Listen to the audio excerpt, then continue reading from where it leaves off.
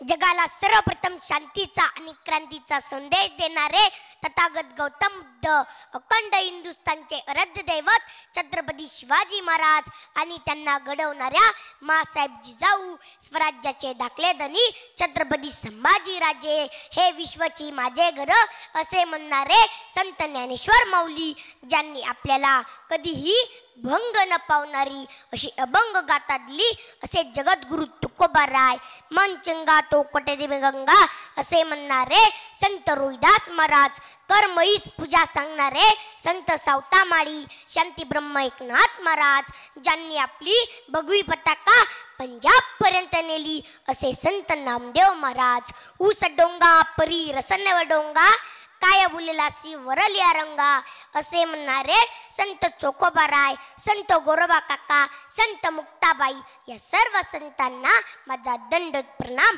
माझा दंडोत प्रणाम. खर तर तसेच स्त्री शिक्षणाचे जनक क्रांतीसूर्य महात्मा फुले आणि सावित्रीबाई फुले, आरक्षणाचे जनक छत्रपती शाहू महाराज, भारतीय राज्यघटनेचे शिल्पकार बुद्धी सम्राट डॉक्टर बाबासाहेब आंबेडकर, माता जिजाई, माता भीमाई, माता रमाई, देव दगडात नसून देव माणसात आहे असे म्हणणारे संत गाडगे बाबा, या सर्व महापुरुषांना माझे विनम्र अभिवादन, माझे विनम्र अभिवादन. कारण याच महापुरुषांनी आम्हाला मानव रूपात देवत्वाचे दर्शन घडवले आहेत. हीच आमच्यासाठी देव आहेत, हीच आमच्यासाठी देव आहेत. कुणी देव बघितला नाही, पण याच महापुरुषांनी आम्हाला माणूस म्हणून जगण्याचा अधिकार दिलेला आहे. चला पुढे जाऊन या भारत मातेच्या स्वातंत्र्य लढ्यासाठी ज्या ज्या महान क्रांतिकारकांनी आपल्या प्राणाची आहुती दिली, अशा सर्व क्रांतिकारकांना माझा मानाचा मुजरा, माझा मानाचा मुजरा.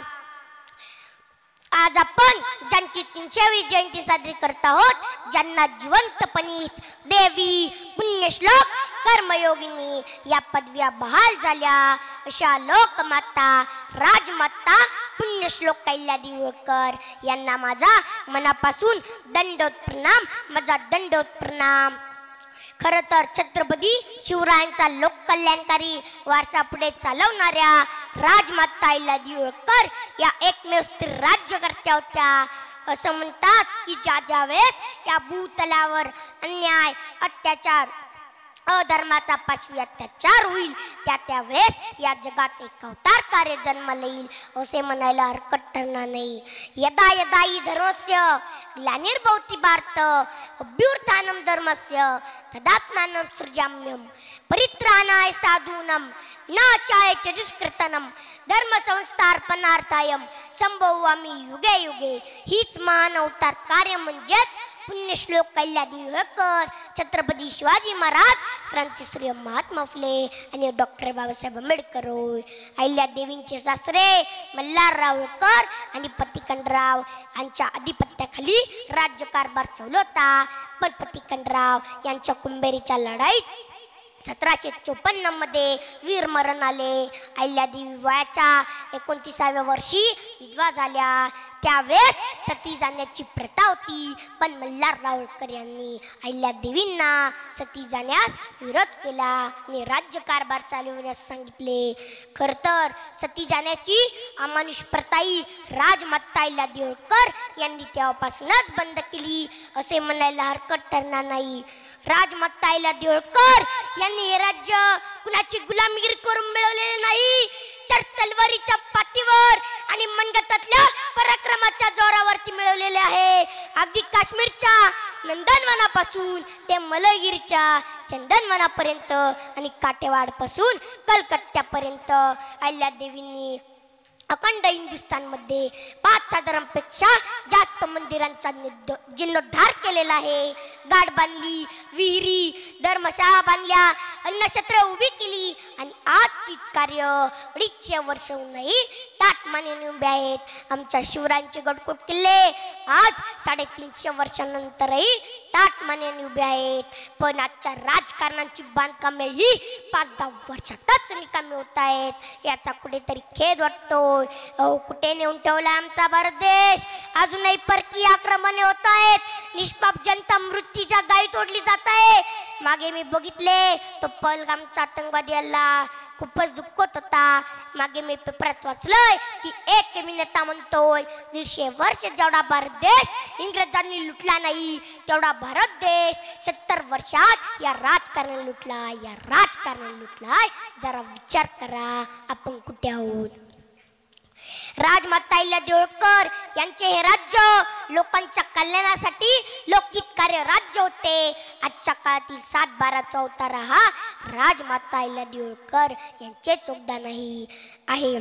त्यांनी सरकारी खर्चाने शेतकऱ्यांच्या बांधावर 12 फळझाडे लावली. त्यातील 7 फळझाडे त्या शेतकऱ्याची आणि 5 फळझाडे सरकारची. त्या शेतकऱ्याने या 12 झाडांची निगा राखायची, त्यांची जोपासना करायची आणि ज्यावेळेस या 12 झाडांचे उत्पन्न येईल त्यावेळेस 7 झाडांचे उत्पन्न ते शेतकऱ्याचे असायचे आणि 5 झाडांचे उत्पन्न सरकारचे असायचे. अशा कितीतरी कामांचे योगदान हे राजमाता अहिल्यादेवी होळकर यांचे योगदान आहे. खरं तर ही मातृशाही आपल्या मातीसाठी आपल्या राष्ट्रासाठी लढली आहे. त्यांनी आपल्या जीवाचे रान केले. म्हणून मी आपल्याला या मातीसाठी लढण्यासाठी काही ओळी गाण्याच्या गाऊन दाखवणार आहे.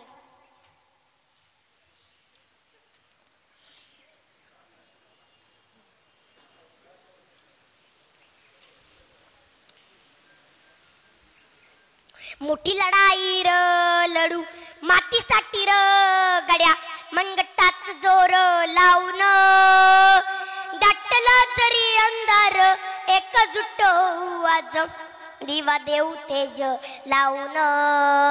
तू आभाळ वादळ तुझ तू राजा अस्मानीच बळ दावजी. तू आभाळ वादळ तुझ तू राजा अस्मानीच बळ दावजी. तू छावार भावार कना मराठीचा तू कैवारी जी. तू अस्मिता कीर्ती तू अभिमान मातीचा तू शुभाचा मावळाजी. हे नव्या युगाची पाट श्वासात नवनिर्माण लहरून देऊरजी. नव्या पर्वाची ही वाट संकटांना देऊ मात भिडूया झेंडा गगनासी. देवीचा जागर घालू हिमतीचं बळ हे मागू. माणसाला माणूस की दे द्यावा माझ्या जात पात बिरकावून दे. मोठी लढाई लढू मातीसाठी गड्या, मनगटाच जोर लावून दाटला जरी अंधार एकजुट आज दिवा देऊ तेज लावून. तू आभाळ वादळ तुझ तू राजा अस्मानीच बळ दावजी. मी शेवटी माझ्या वडिलांनी तयार केलेली राजमाता अहिल्यादेवी होळकर यांची गारद ऐकून दाखवणार आहे. शेवटी सर्वांनी विजय सोचा नारा जोरात द्यायचा आहे. विजय सोचा नारा देण्यासाठी आपण सर्व तयार आहात ना? आस्ते कदम आस्ते कदम आस्ते कदम महाराणी